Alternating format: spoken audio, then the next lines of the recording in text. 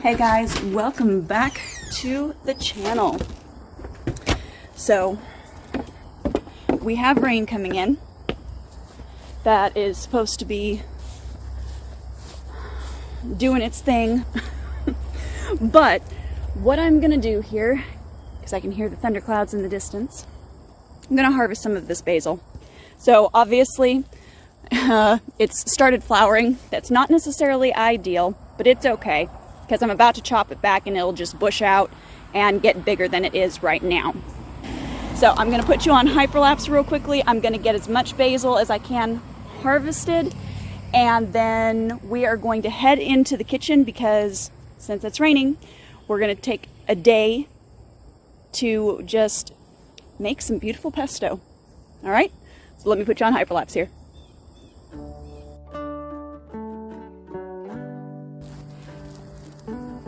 Okay, so I'm going to kind of hopefully prop you up here and stop and show you how I am cutting this basil.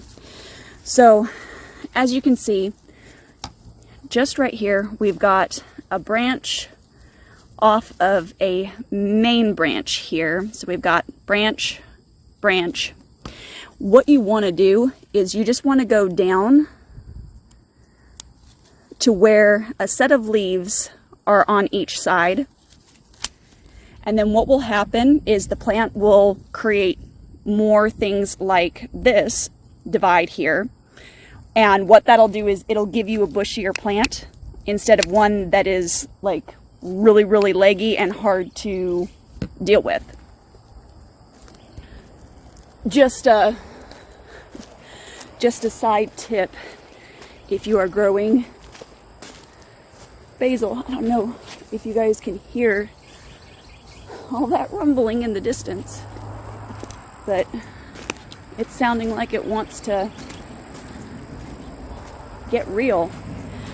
All right, so I've got one more plant to trim off of. I'll put you on hyperlapse real quick and then we'll head into the kitchen, okay?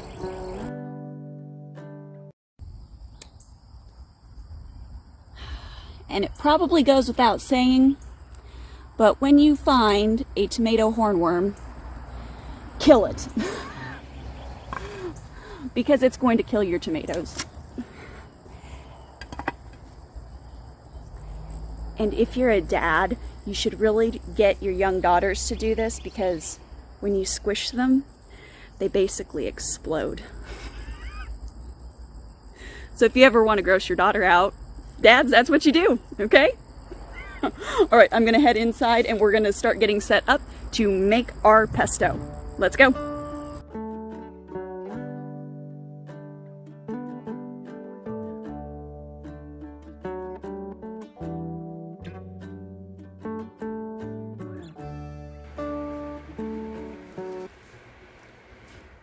Alrighty everyone, so at this point here, we have basically everything assembled. So I have my 2 cups here of basil.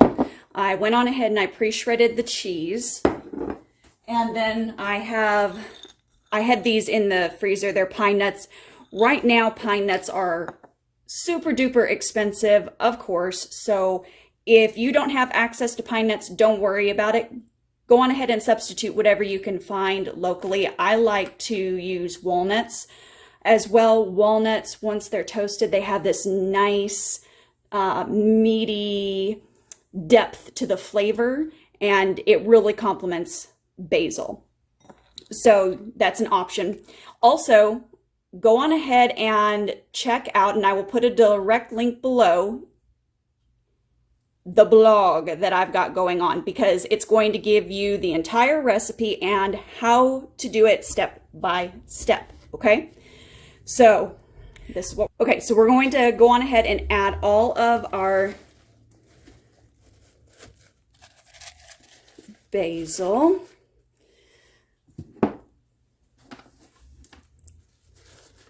Into the pot. All right, beautiful.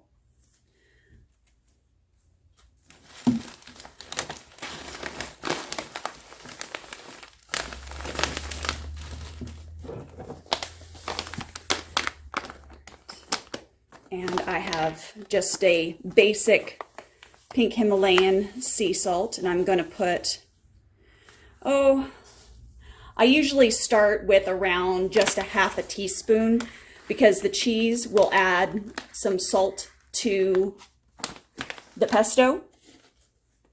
So you don't want to oversalt at this point. Also, I'm going to get us a lemon here.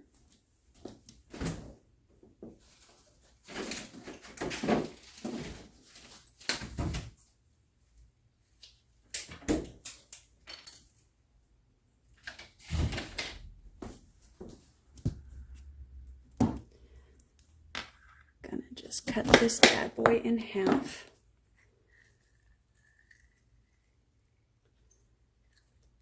This is sort of my secret to really good pesto.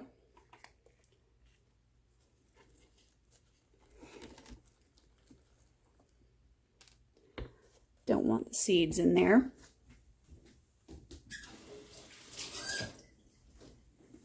All right. At this point, I'm just going to go on ahead and I'm going to start blending it by pulse. It seems to keep it lighter and fluffier compared to just putting it on the low or the high really quick setting. And I do want really nice, fluffy, yummy pesto. So here we go. Oh, helps if you plug it in, guys. Who knew? Need power.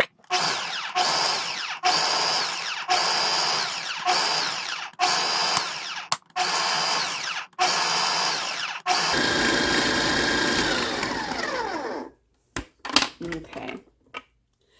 Now I do not have fresh garlic on hand at the moment, but I do have a organic powdered garlic. I'm just going to go on ahead and add that in. That is the good thing about pesto, is if you don't have an ingredient, you can actually substitute another.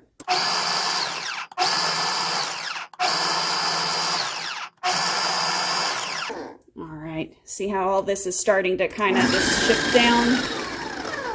That's exactly what I like to see. So I'm going to go on ahead and add in our pine nuts at this point. It's too bad we don't have smell-o-vision because this absolutely does smell amazing. Okay.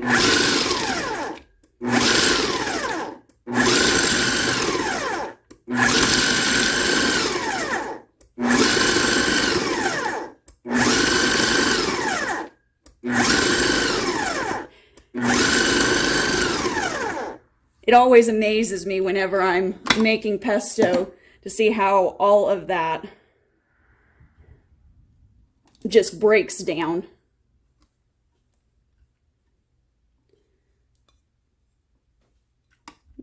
What was so fluffy and large just starts to get nice and creamy.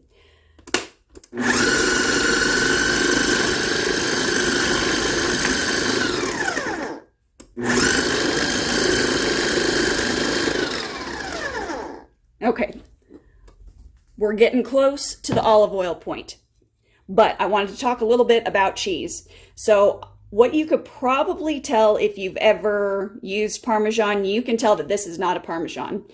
It is actually a sharp cheddar goat cheese, and this is a really nice substitute that I almost can't tell the difference between it and Parmesan in my basil pesto. And the main reason that I'm using this is because I actually have a penicillin allergy. And if you have a penicillin allergy, they tell you you really should not eat Parmesan. I have tried recently to see if I was able to tolerate it, and it's still a no-go for me. So this is a really nice substitute that we enjoy, and nobody in the family can tell that I'm not using Parmesan. So side bonus. Okay. We are going to begin to add some olive oil into this. We've obviously already got kind of a little bit of a pasty texture going on. Now this part depends solely on you and your preferences. I'm going to do about 3/4 to 1 cup of a good olive oil. Extra virgin, of course. I knew I didn't have a whole lot in that bottle, so let's go ahead and open up another one.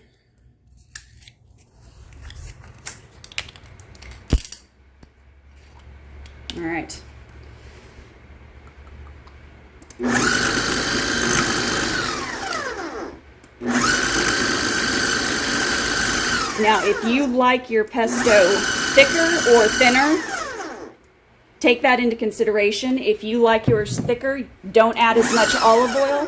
If you like your pesto thinner, then add more.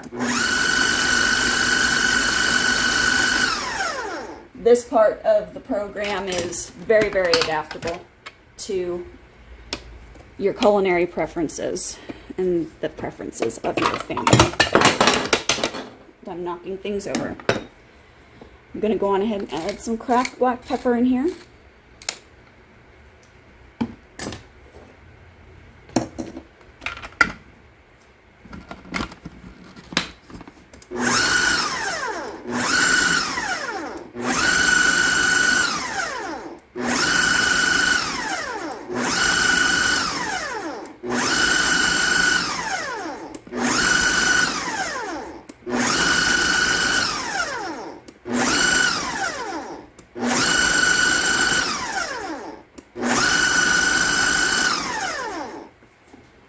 Alright, so I'm going to go on ahead and put you on hyperlapse because right now, literally all I am doing is just adding olive oil to this until I get it to the consistency that I'm looking for.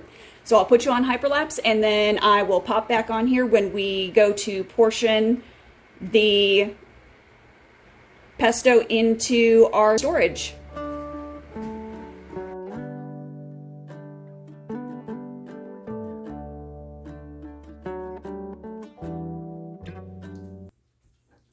Okay, so we've got this beautiful mixture here, and I'm going to go on ahead and err on the side of caution, obviously, and use a measuring cup. I have been having a klutzy day today and dropping everything, and I really don't want to spill all of this yummy pesto. I really want it for dinner tonight, and I want it for later. So, ergo, I'm going to use a measuring cup. Now, depending upon you and how you want to portion this and your needs for, say, your family size, you can do anywhere from a cup to a half a cup. I'm actually going to be only doing a half a cup in quart baggies here. And then what I'm going to do is I'm going to lay them, mush them flat. I'm going to put them on a baking sheet and then I'm going to put them in the freezer. The thinner they are, the more I can stack. And the more pesto I have room for. So that's what we're going to do. Let me go on ahead and aim you down here so you can watch me do this, okay? All right, so we've got our quart baggies here. I'm just going to do this. A little bit more.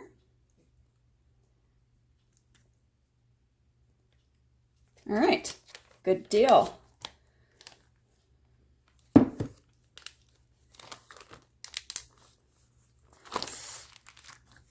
Seal it up real well. Back to the side.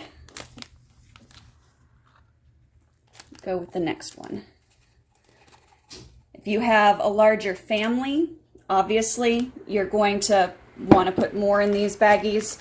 I've never really done over a cup's worth in one of the baggies because I just can't seem to get them as flat and airtight.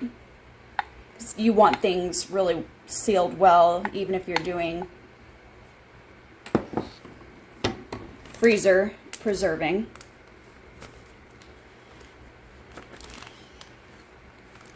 But a cup will serve at least a family of 4, probably with some extra. All right, so we have that. Next thing I have here, obviously, baking tray. I'm just going to do this to both of these guys.